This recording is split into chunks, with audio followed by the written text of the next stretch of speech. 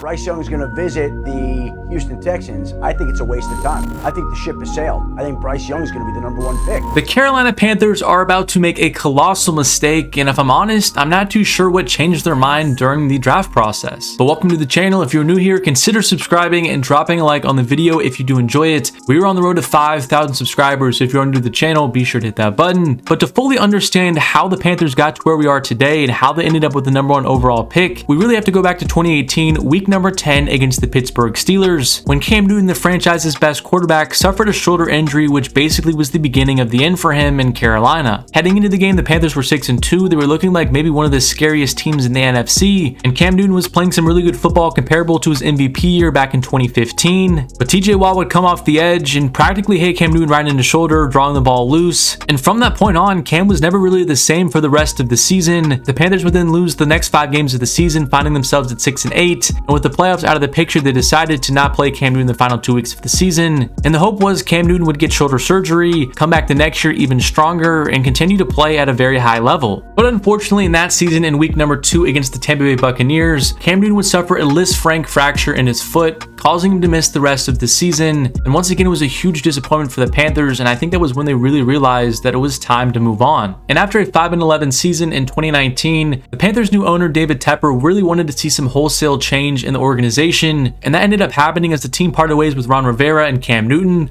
Luke Kuechly also retired. So pretty much all of the cornerstone pieces for the Carolina Panthers during their success in the 2010s were pretty much gone. And to replace Ron Rivera, they hired Matt Rule from Baylor, getting him from the college ranks to basically lead their new rebuild. And the Panthers gave him a ridiculous 7-year contract worth $62 million.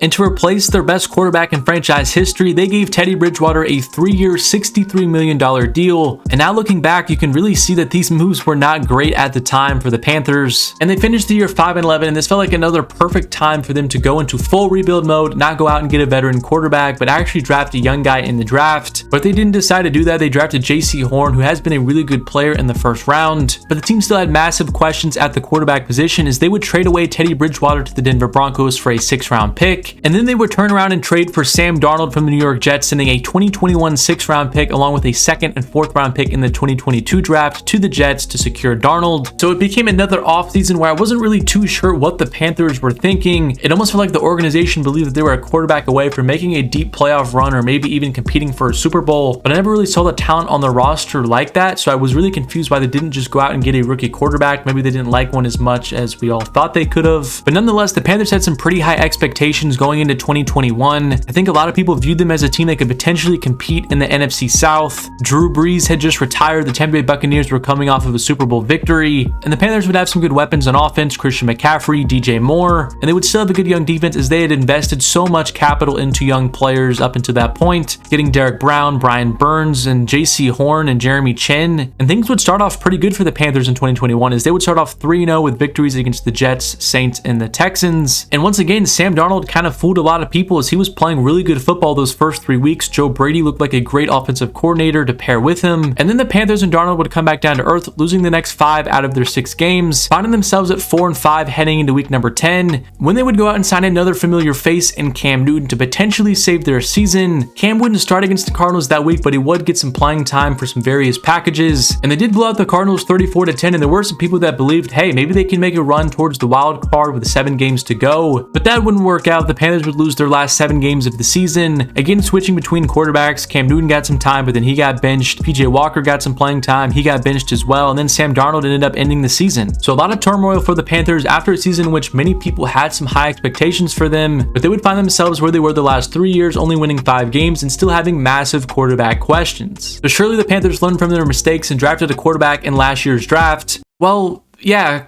kind of. They drafted Matt Corral out of Ole Miss in the 3rd round, and I was actually decently high on Matt Corral. I actually like what he was able to do in the SEC, and in a pretty weak quarterback class, I was actually kind of a fan of the pick. Getting him in the 3rd round I thought was good value, but he wasn't the only quarterback that the Panthers acquired in the offseason, as they traded a 5th round pick for Baker Mayfield from the Cleveland Browns. And now the Panthers had a ton of options that they could start at quarterback, whether that's Baker, Darnold, or maybe even Corral. Unfortunately, Corral would suffer an injury in preseason and miss the entirety of the season. Sam Darnold would also get hurt in preseason offseason and also miss a few games. So Baker Mayfield was probably going to be the starter anyway, but he was given the starting job by default because of all the injuries. And once again, things really wouldn't be different for the team. They would start 1-4 and then fire their head coach Matt Rule, who I actually thought should have been fired before the season even began. I know a lot of Panther fans, and I told them before the year started that, hey, you're just going to be wasting a year if you keep him going into this season. He's not a great leader. He hasn't been able to build a team. He's not a great game day coach. You got to move on from him. You got to cut your losses, and you got to start off with somebody new. But the Panthers wouldn't do that. They would give him one more season, and what I predicted pretty much ended up happening. So the Panthers started 1-5, and then Steve Wilks took over as their head coach, and the Panthers picked up a little bit of steam. They were in the playoff race towards December. It did help that they were playing in the worst division in football in the NFC South, but nonetheless, they had a playoff game practically in week 17 against the Tampa Bay Buccaneers. If they won that game, they were going to make the playoffs, but unfortunately, they did fall 30-24 against the Bucs on the road. So once again, the Panthers would have a disappointing season, finishing 7-10, and once again, they went into an offseason with a lot of uncertainty and questions about the future. So that is basically how we've gotten here to where we are today. In the offseason, the Panthers would hire Frank Reich to be their next head coach, who I was a pretty big fan of coming out of Indianapolis. I think he's a good offensive coach and completely contrasting to Matt Rule, who didn't have a ton of experience in the NFL. Frank Reich has a ton of experience. He's played in the NFL. He's coached multiple teams. He's been a head coach for a team. So I was pretty intrigued with the hire, and now all the Panthers needed to do was get a rookie quarterback, and I was going to be on board with the rebuild. But because they did finish 7-10, they did not have a great draft pick to draft one of the top quarterbacks in the draft. They sat at number 9, so the Panthers knew that they needed to do something if they did want to get their quarterback of choice in the draft. And that would end up happening as they traded all the way up to the number 1 overall pick with the Chicago Bears, giving them 4 draft picks and wide receiver DJ Moore to make the trade. And when this trade did happen, I was pretty confident that CJ Stroud now was going to be the number 1 overall pick for the Panthers. I really thought Stroud fit best with what Frank Reich likes to run in his offense. He likes pocket passers who are accurate, can run his system effectively, and I thought that out of all the top quarterbacks in this class, Stroud fit that criteria the best, and I think most experts and the odds makers believe so as well. Stroud was the overwhelming favorite as soon as the Panthers traded up. I saw him even at -300 at one point, but then things got a little bit weird because as we started getting further into March, those odds started to go down more and more and more. But Stroud was still the favorite around 160, but he did lose a lot of momentum, which I thought was a little bit odd heading into April. But regardless, I was still pretty confident that Stroud was going to be the first quarterback off the board, and I think most people echoed that same belief. And that really wouldn't change until Adam Schefter and Albert Breer had some interesting things to say about who the Panthers are going to be picking with the number 1 overall pick. Breer came out with an article and said, "I don't know whether the Panthers have made a final decision on which quarterback they'll take with the first pick. I believe if they had to make that pick today, it would be Alabama quarterback Bryce Young, and breadcrumbs at this point are all over the trail Carolina has traveled." He went on to say, "Also, the Teppers, I'm told, spent a good amount of time with Young's parents at the Alabama Pro Day, and my understanding is Young has acquitted himself incredibly well in meetings with Panthers head coach Frank Reich." He also mentioned that there is one last piece of the puzzle. Bryce Young did really well on the S2 test, a cognitive assessment to measure processing speed that some teams put a lot of stock in when it comes to evaluating quarterbacks. Joe Burrow and Justin Fields were high scores on the test in recent years. Close to half of the NFL's 32 teams subscribed to the test, the Panthers being one of them, and Tepper, the owner of the team, is also said to be a believer in it. And then Breer actually reported the scores that each quarterback got on the S2. Bryce Young led the way with an amazing 98 score, which is one of the highest we've ever seen. And I actually haven't seen the number floated around for CJ Stroud, which probably means he didn't score super great on it. But regardless, Breer would end this article saying, again, it's not over yet. The Panthers will have the quarterbacks in for 30 visits this week, as well as into the beginning of next, to tie up every last loose end with each of them. But I think Young's in good shape to go first. And as soon as Albert Breer published that article, and then Adam Schefter came out and reported that on NFL Live, Bryce Young's odds to be the number 1 overall pick skyrocketed to -300, and now Stroud is number 2 at +210. And I honestly can't believe how drastic of a change it's been in the last couple of weeks. And at this point, I'm still just very surprised that Bryce Young is the favorite to go number 1 overall to the Panthers. I made a video comparing Bryce Young and CJ Stroud, and I'm just not a huge fan of Bryce Young as an NFL prospect. I think his size is going to be an issue at the next level. The smaller quarterbacks in the league, Kyler Murray and Russell Wilson, have had their own issues, especially as of recent. And even when you compare Bryce to those guys, Bryce is also a lot slimmer and not as built as both of those quarterbacks. I'd say Russell Wilson and Kyler Murray have easy 20-30 plus pounds on Bryce, so I do think there are more injury concerns there for Young. And you combine that with Kyler Murray's elusiveness and how fast and quick he is, I do not see that with Bryce Young. And even Russell Wilson early in his career, he was very elusive as well. He was known for being able to extend plays and do crazy things. I just do not think that Bryce Young has that much athleticism. So Bryce is smaller than both of those guys. He has less athleticism than both of them did, and he also doesn't have as much arm strength or arm talent as both those guys either. Russell Wilson and Kyler Murray have really good arms. I think they have above average arm strength. And when you look at Bryce Young, I think he has around the average tier. I do not think he has as much juice on the ball that Kyler or Russ have. So I understand the comparison comparing Young to some of the other smaller quarterbacks in the league, but I don't agree with the comparison because I do not think that he has as much physical traits as those guys did coming out of college. While Stroud, on the other hand, he has a few issues as well, but he is the prototypical size. He's got good arm strength, and he's also very accurate with the football. And I know a lot of people have concerns that he played with an all-star team at Ohio State with some of the best wide receivers in the country, and those are definitely fair criticisms, but I just think as far as the Panthers and what they need at quarterback to run Frank Reich's system, I just believe Stroud is the best candidate to do so, and I just think he has a good chance to hold up long term, where I don't think Young does. I like Bryce as a prospect, I just don't love him. There's no doubt that he has some good attributes. He's shown it on the high school and college level, but when you get into the NFL where you definitely need some more physical traits to be a top echelon quarterback, I just don't see with him, and that's why I would have concerns drafting him with the first overall pick in the draft. When you draft a player with that spot, you want to limit as much risk as possible. So if the Panthers do indeed make this selection of Bryce Young, I think in a few years when we look back at this draft, we're going to see this as a huge mistake that the team made. They went the veteran quarterback route for multiple years before this draft, and then they traded their entire future for one of these quarterbacks, and they're going to hitch it to Bryce Young's wagon, and I just don't think that's going to work out for the team long term. But thank you guys so much for watching the video. If you are new to the channel, be sure to subscribe and drop a like on the video if you did enjoy it. And let me know what you think about the Carolina Panthers and Bryce Young, and if you would be comfortable selecting him with the first overall pick in the draft, or if you side with me and would be a little bit uncomfortable making him the first player off the board. Anyway, as always, thank you so much for watching the video, and I will catch you guys